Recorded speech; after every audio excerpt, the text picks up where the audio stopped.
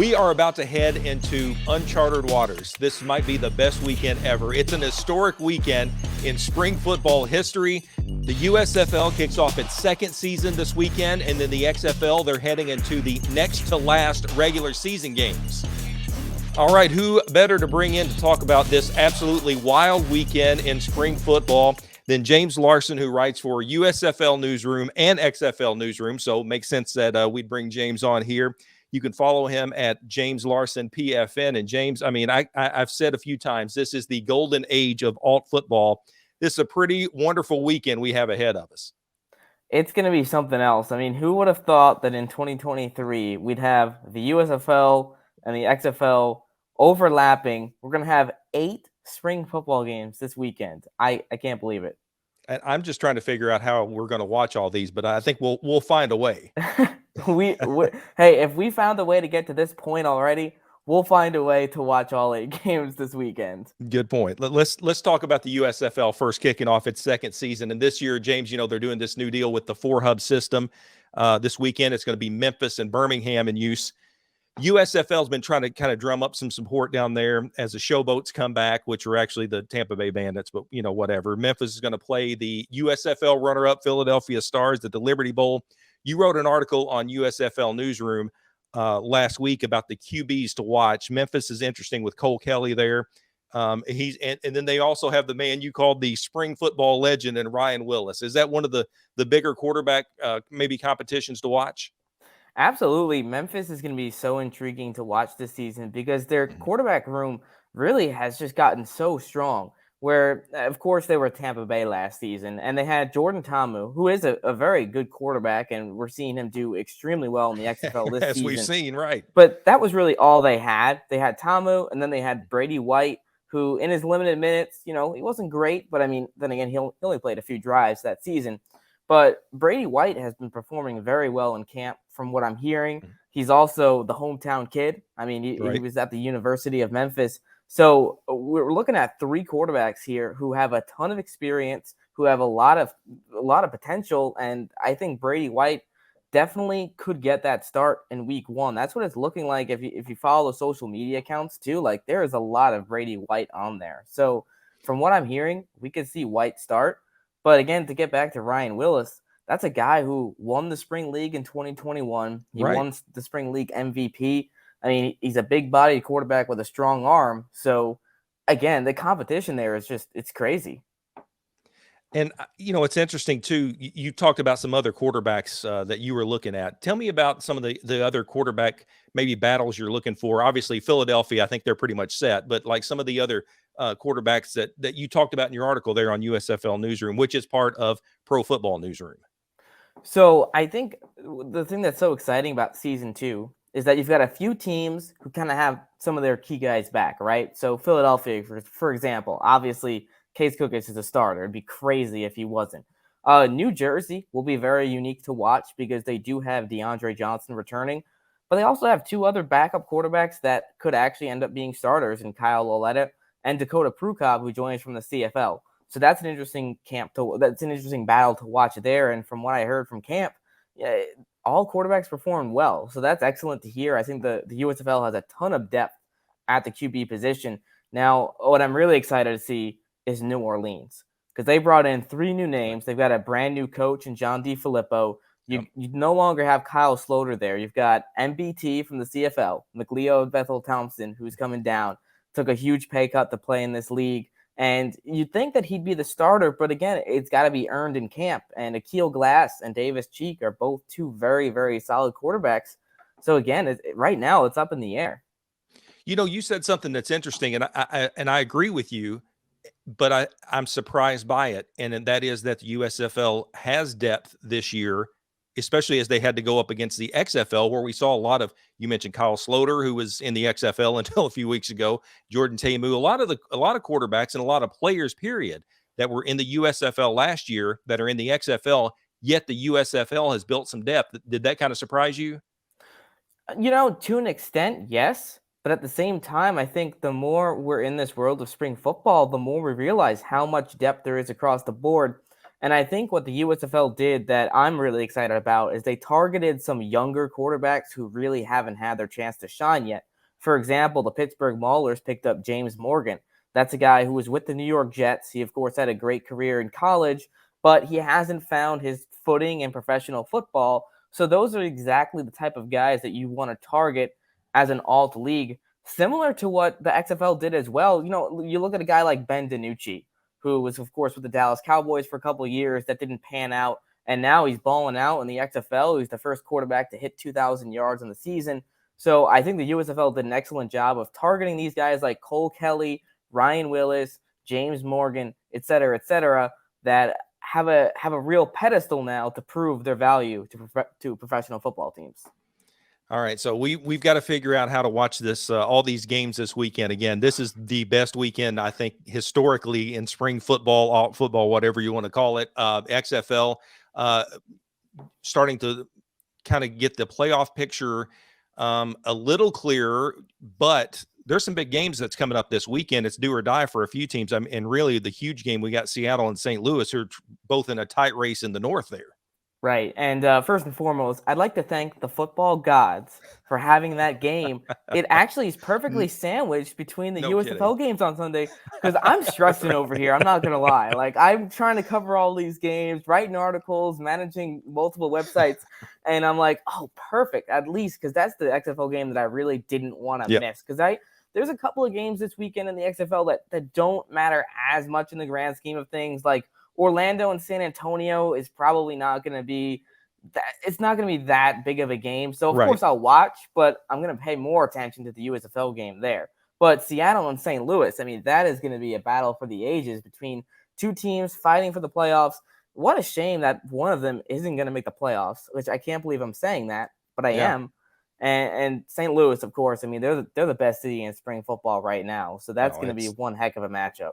And I'm kind of biased because I was on the St. Louis Battlehawks bandwagon just because of proximity and because and I've got tickets for the season for the regular season finale.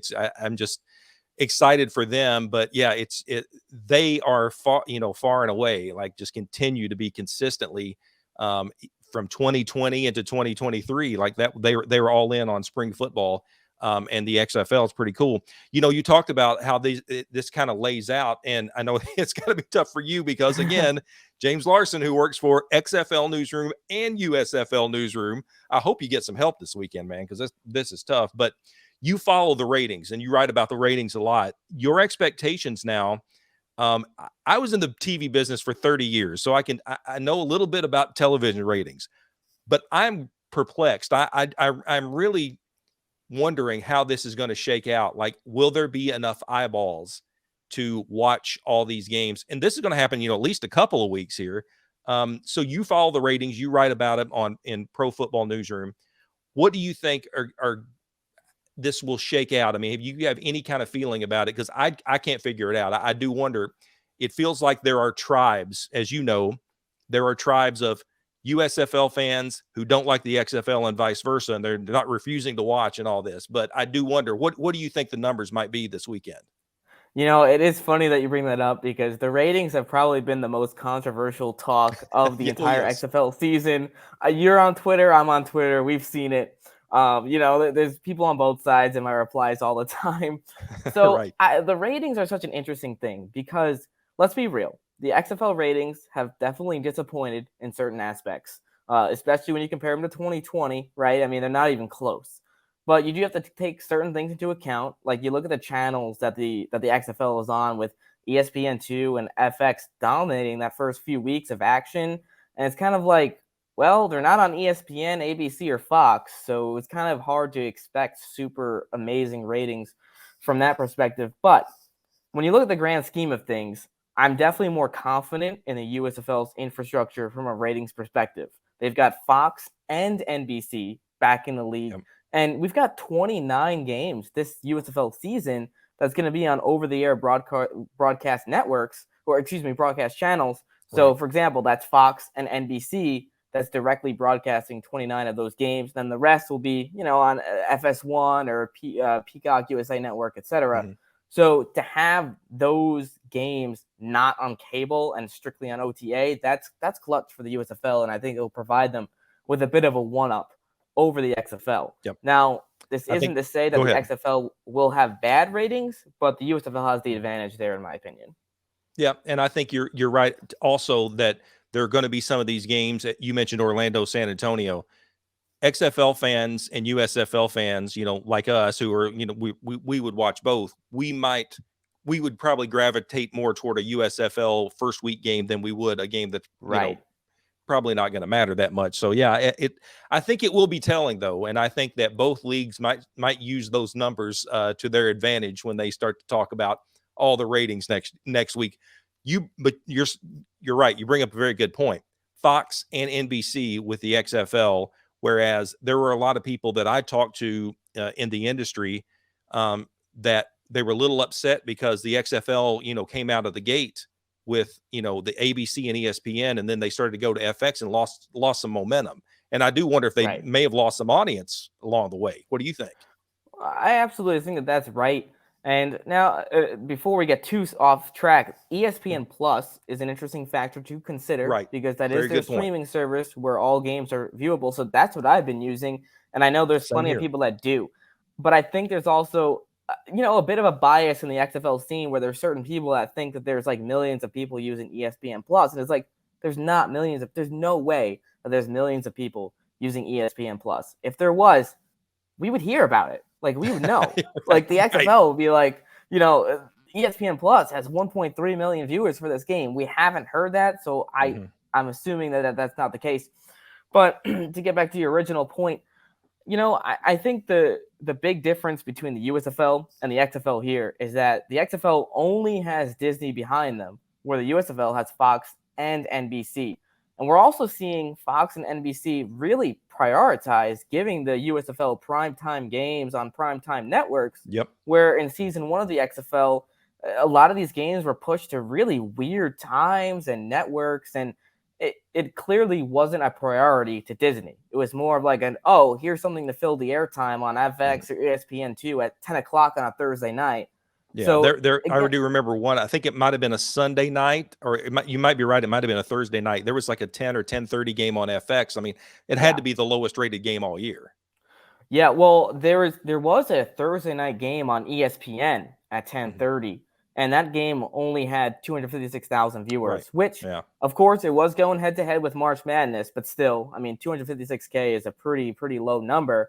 And then the lowest one of the season was a Friday night game on FX between Arlington and Seattle, when that game had only 177,000, which is the lowest. That's the one I was thinking about. Seen. I knew it was Seattle. Yep. Yeah, the lowest we've ever seen in modern spring football. That even tops one of the USFL games that had 181,000 last season.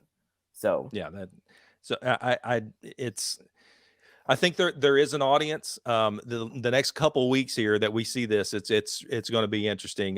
What are, before we wrap up here, James, what are some of the things that maybe you're looking at out of week 1, just kind of overall with the USFL? I think what I'm most excited for is seeing the quality of play, because with all of these leagues, like, the quality of play, it takes a little bit of time to build chemistry. Like, you have shorter training camps, especially compared to the NFL. You've got a lot of guys that haven't played together, or they're coming from different backgrounds, different coaching schemes. We see a lot of these coaches as well. Like, sure, there are some teams that don't have great players, but a lot of the time, like Orlando, for example, in the XFL this season, they had a really rough tenure, and I feel like a lot of it had to do with their coaching. So what I'm really excited about to see in the USFL this year is we've got a bunch of returning coaches and a bunch of returning players. We've never seen this before, at least in the modern spring football scene. We haven't seen this. So I'm excited to see teams like Philadelphia, New Jersey, Michigan, Birmingham. All these teams have so many key pieces coming back, and they have the infrastructure already set from season 1. So I'd expect some really high quality football out of the gate. Is it going to be the NFL? Maybe not, but it's going to be good football, and I hope everybody tunes in. No, I think you're exactly right about that, because, when you watch these spring leagues, especially in their first year, you're watching 8 expansion teams. Basically, you're watching 8 teams that just had a few weeks to practice, and then they came together. Now it's a different story. You're right. They're returning coaches. They've got this whole thing figured out. So It's going to be a fun weekend. Well, it's going to be a fun weekend for me. I don't know about you, man. I'm a little concerned. That It's is a going to be lot a to great cover. weekend. I'm excited.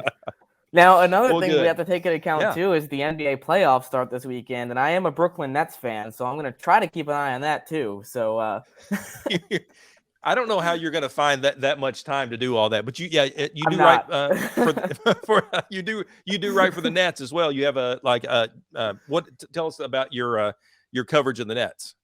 Well, actually, I put my coverage of the Nets on hiatus just because of all this. But yes, I do cover the Nets for the Nets Republic, but they understand. I'm covering 2 spring leagues right now, and and again, I don't do this full time. This is just a side hustle for me. So it's That's a full-time side it's a hustle, son. gauntlet.